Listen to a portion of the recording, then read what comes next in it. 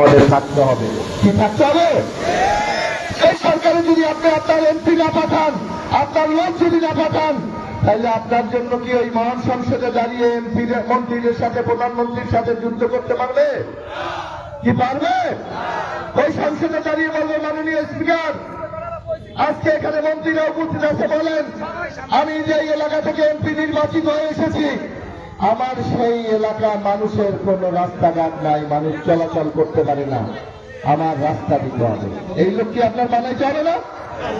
একমাত্র উপজেলা বাংলাদেশে, এই রাঙ্গামালী উপজেলা বাংলাদেশের 497টি উপজেলা, কিন্তু একটা উপজেলা বাংলাদেশে যেখানে কোনো হাসপাতাল নেই, একটা মাত্র উপজেলা যেখানে হাসপাতাল নাই।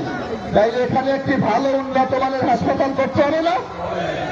যার জন্য আপনার নিজের লোককে এমপি বানাতে হবে, ওই সংসদে বানাতে হবে, সরকারে আপনাদের বানাতে হবে। যদি এটা না করতে পারি আমরা, তাহলে কিন্তু আগামী দিনে আমার পরিবর্তন হবে না, আমার ভাগ্য পরিবর্তন হবে না। এবার দেখবেন, এই আমরা যখন বারবার আমাদের সুযোগ এসে, তখন কিন্তু কিছু কিছু লোক আছে আমাদের উন্নয়নের বিরুদ্ধে দাঁড়ায়, আমাদের ভাগ্য নিয়ে ছিনিমিনি খেলে। আপনাদের মনে আছে 1991 সালে এরশাদ সাহেবের পতনের পর যখন নির্বাচন এসেছিল, তখন বিএনপি ধানের শীষের পক্ষ থেকে আপনাদের এই রাঙ্গামালীর সন্তান মরুন জাহাঙ্গীর আকরকে নমিনেশন দিয়েছিল, মনে আছে না? হয়তো অনেকে ভুলে গেছেন, অথবা এই প্রজন্ম জানেই না, যারা ইয়ং বাচ্চারা, যারা যুবকরা জানেই না কি জাহাঙ্গীর আকরকে নমিনেশন দিয়েছিল না? সেই দিন তো কলাপাড়ার ভোট, এই রাঙ্গামালীর ভোট নিয়ে জাহাঙ্গীর আকর এমপি নির্বাচিত হওয়ার কথা ছিল, কিন্তু কেন হইতে পারে নাই? একটু চিন্তা করছেন?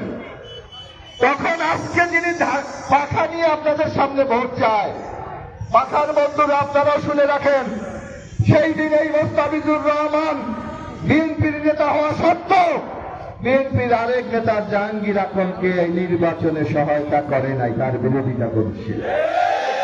যার কারণে জাহাঙ্গীর আকর সেদিন পরাজিত হয়েছিল।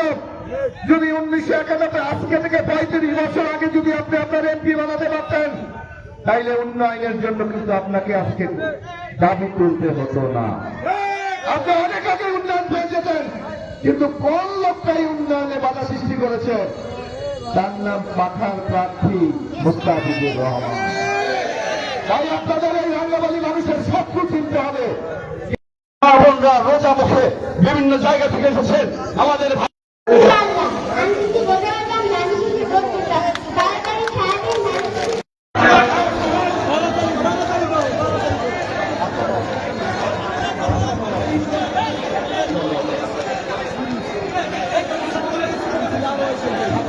ছাত্রদলের নেতৃত্বে একটি বিশাল মিছিল আমাদের মেয়েদের মাঝে এসে উপস্থিত হয়েছে।